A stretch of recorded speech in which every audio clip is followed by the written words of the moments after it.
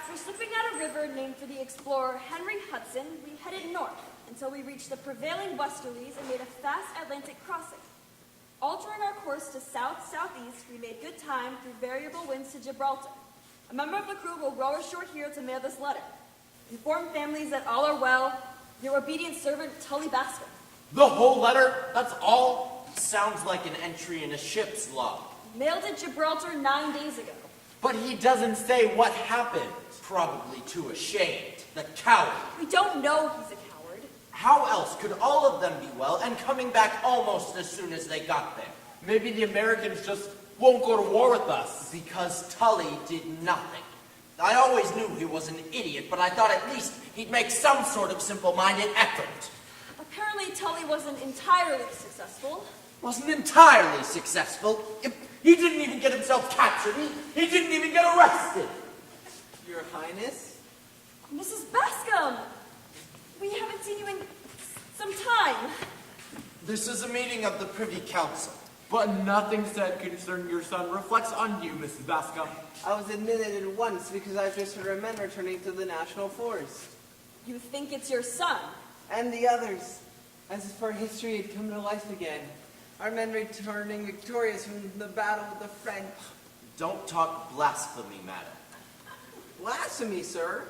Comparing our brave ancestors with these craven bunglers. They're coming! They're here! You're certain they're our men? Can't you hear? The colors of Red Fenwick. I saw them myself. Oh, they look so brave! Excitement! They must be at the castle. My son. They'll tear him limb from limb after the court-martial. Court-martial? Really, Uncle? He failed in his duty. I'm afraid it's self-evident. Your Highness, my son would not fail in his duty. I'm sure we'll find extenuating circumstances. We'll find excuses, that's all. At least let's hear the excuses. Let them approach the throne. We love you! Your Highness, I beg your permission to report on our war with the United States. War, brazen effrontery. Your Highness? Oh, won't you hear him? We'll hear your report. Thank you, Mother. Thank you, Your Highness. Well, What happened? briefly. Briefly, Your Highness, we won!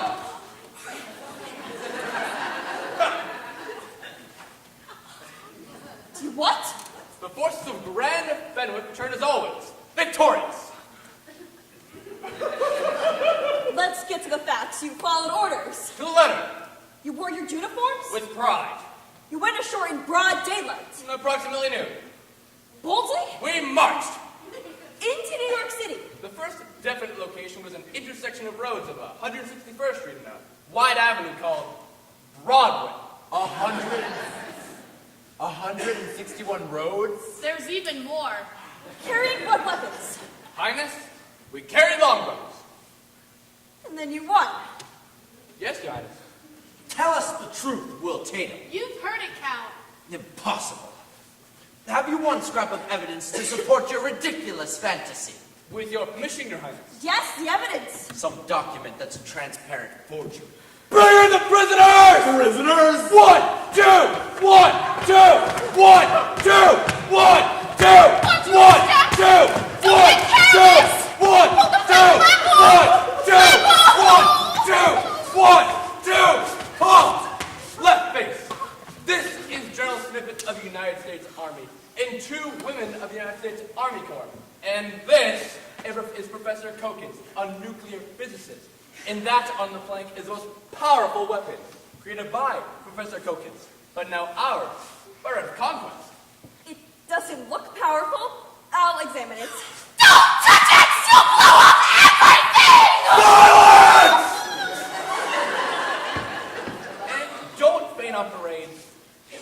Even if it were filled with Gunpowder? yes, that little ball couldn't even blow up. That little ball could blow up most of Europe. Say that once more. You must have heard of nuclear weapons. When I was in France, I heard something over the radio. What? They're powerful. This little ball is the most powerful. The only one of its kind. The Q-bomb.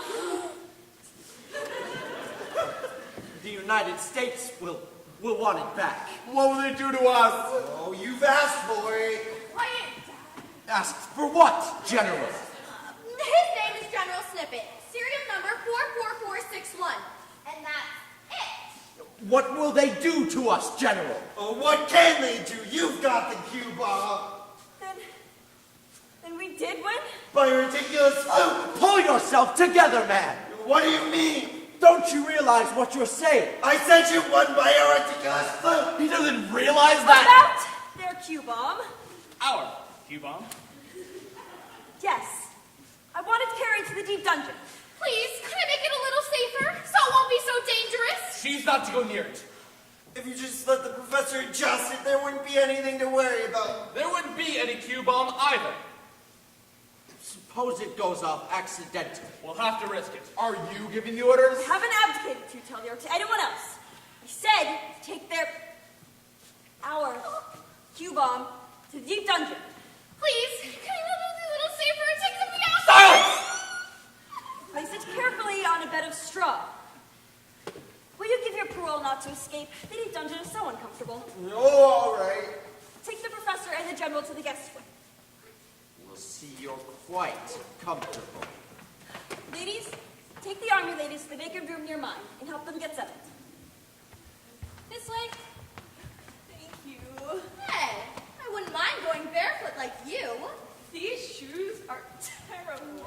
I'm only occupationally barefoot. What occupation is that? Well, you see, Will, ever since see to the post of reporter. Without asking permission. With your permission, Your Highness. Granted.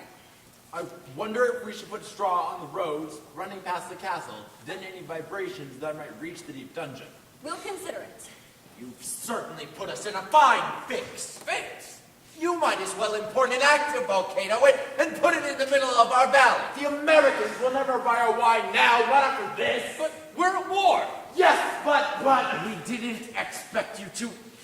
Well, What? What are you trying to say? They're concerned about the Q-bomb. Your Highness, I thought their concern was that my son might not do his duty. There doesn't seem to be any question on that, Mrs. Bascom. Exactly what is the question? don't take that tone with us. I don't understand your concern. Our concern. You've placed us at the mercy of that frightful little bomb. Why don't we send it back? And give up our victory? If that Q-bomb should blow up, it would not only destroy our country, but also the Swiss, the French, the Dutch, the Germans, and the Italians. Indeed, the whole of Europe, which is the cradle of Western civilization. You deserve the most severe reprimand, impeachment, exile. Didn't you want me to win? What was I supposed to do? Lose? Do you keep questioning us? The Privy Council will have to consider the situation. Perhaps you want to escort your mother home. Thank you, Your Highness, but first I must return your favor. It was an honor and an inspiration, Gloria. If you'll remember, when you first gave it to me, I said I'd do my best. By your leave, Highness.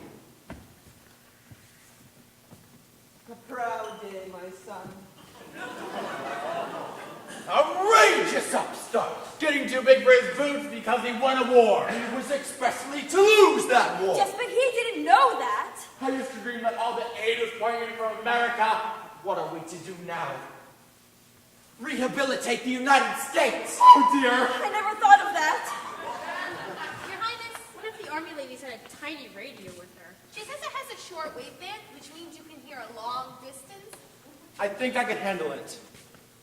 Perhaps we could tune into the United States. If there's any truth to this nightmare, we'd certainly hear some reference to it. We'd have a better chance of reaching America up on the roof.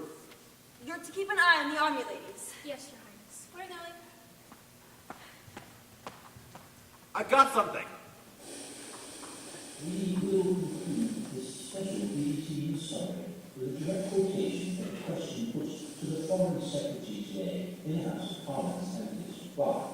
The Honourable Member for North West Hampton rose to ask, is Her Majesty's Government aware of the reports that the 20th Grand Federal has declared war on the United States, invaded New York City, and seized a bomb which, according to reports, is capable of destroying an enormous area? Tully told the truth. The Foreign Secretary rose and quoted his reply.